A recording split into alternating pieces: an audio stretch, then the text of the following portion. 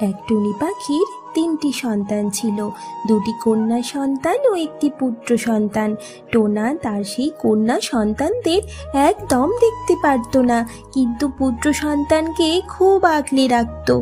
তাই টুনির মেয়েরা টুনির কাছে খুব কাঁদতো।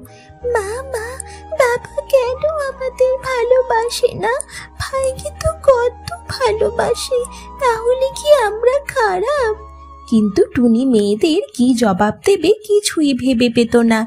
একদিন টোনা টুনিকে বলে, তোমার মেয়েদের বলো তারা যেন নিজেদের খাবার নিজেরা খুঁজে নেয়। আজ থেকে আমি আর তাদের জন্য কোনো খাবার আনতে পারবো না। এই বলে টোনা বেরিয়ে যায়। তারপর বাবার কথা শুনে টুনির মেয়েরা নিজেদের জন্য খাবারের খোঁজে বের হয়। কিছু দূর যাওয়ার পর টুনির মেয়েরা দেখে রাস্তায় কে যেন পড়ে গিয়ে বাঁচাও বাঁচাও বলে চিৎকার করছে। তখন তারা কাছে গিয়ে দেখে তার বাবার গায়ের উপর একটা গাছের ডাল ভেঙে পড়েছে।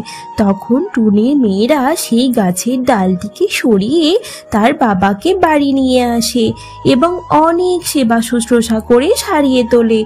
সুস্থ হয়ে টোনা তার ভুল বুঝতে পারে।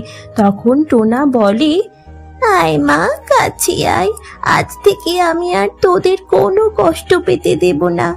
তারপর থেকে তারা সবাই একসাথে সুখে শান্তিতে থাকে।